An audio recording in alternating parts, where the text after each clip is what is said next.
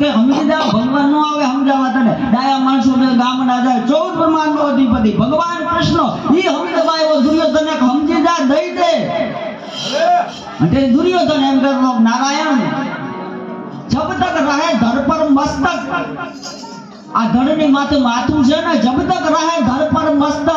દેહુનો એક ક્યારી 5 ગામ માંગે છે ને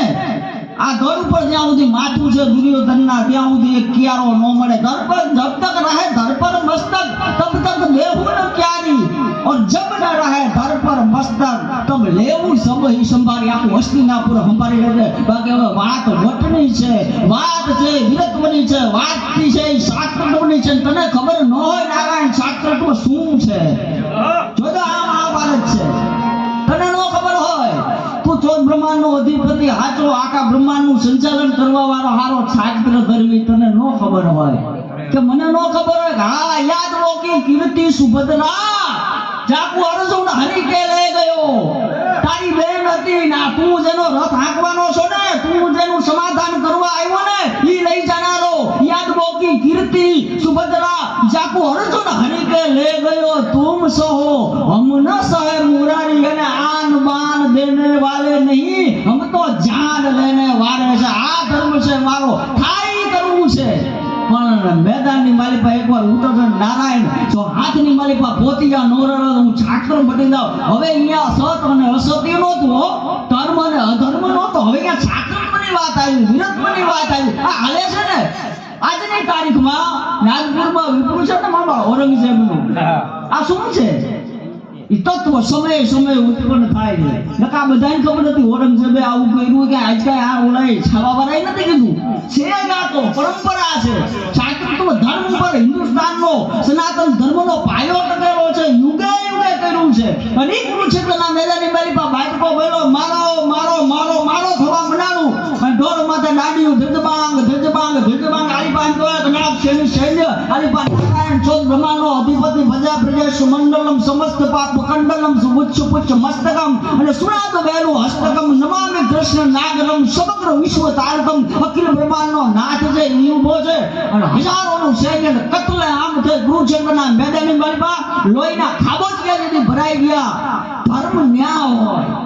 માંગે છે લોહી હો ધૂળનું કરે ધર્મ સ્થાપિત ન થાય હાથમાં મંજીરા લઈને આખું ગામ બેહી જાવ ઈનો રે તેની ધોકા લઈને નીકળવું પડે ગામના પાદરે કોક આવે અને લોહી ઉપર જ ટકેલું છે મહાભારત રામાયણ ધૂન કરે મેળાવશે આ પરંપરાના આપણો ધર્મ છે શાસ્ત્રત્વ ઈ છે સનાતન ધર્મ ઈ છે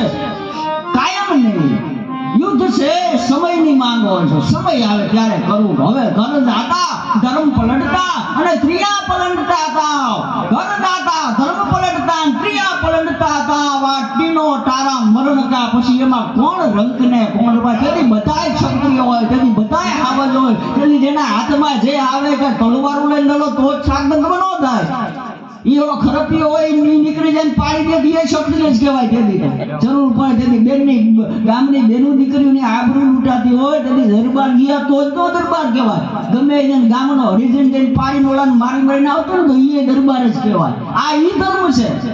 આ પરંપરા આખી હાલે ઈ કુરુક્ષેત્રના મેદાનની માલિપા ઢોર માથે ડાંડિયું ધજબાંગ ધજબાંગ વાગવા મંડાણી મારો મારો મારો મારો હેરી હેરી કાપો કાપો થવા મંડાણું અને યુદ્ધના એવા મંડાણ થયેલા ઈ કોડી બાજંદા બેરંડા પીઠ પૂછડીકા બારેકા છંડાના છેડા દીધુ પાડા બંધેલાકા ગંગાવાળા રામચંદ્ર જેમ ધાયરા ઈ કોબરા પાંડવા યુદ્ધ બણું કે બાઈકા બોલે જણું કે જાઈકા બોલે જંજુવા કટકા ગીયા હેમતાળા નદી નાળા પુરબાળા માસ ખાવા અને બરબા ખબરા માયા જોગણી બરુકા અસુરા સુરા હાથ લીધી વર માળા અને મિત દેવજીના ગાયન દાડા હુકડા અઠીલા જોદ ભેરાડી નિશાન બોજે બાળતીથી પ્રગ પ્રગ મારતીથી ત્રગ ત્રગ ઈ મારો મારો જેથી થવા મંડાણું કુરુક્ષેત્રના મેદાનની માલિપા અને યુદ્ધનો 15મો દિવસ જોજો હવે ધર્મ ક્યાં આવે હાજના કાંઈ યુદ્ધ વિરામ પછી છાવણીમાં બેઠો બેઠો દુર્યોધન કર્ણને એમ કહેતો હતો કે ભાઈ આમાં લાગતું નથી આપણે હવે યુદ્ધ જીતી શકી કે લાગતું નથી યુદ્ધ જીતી શકાય કે ભાઈ મેં તો તને પહેલેથી જ ના કીધું કે આ રહેવા દે પણ તું માનતો નહોતો. તું એમ કહેતો હતો ભીષ્મ છે, દ્રોણાચાર્ય છે, કૃપાચાર્ય છે, મામા બેટા છે, કર્ણ મારા ભાઈ જેવો ભાઈબંધ છે ને આપણે જીતી જઈશું.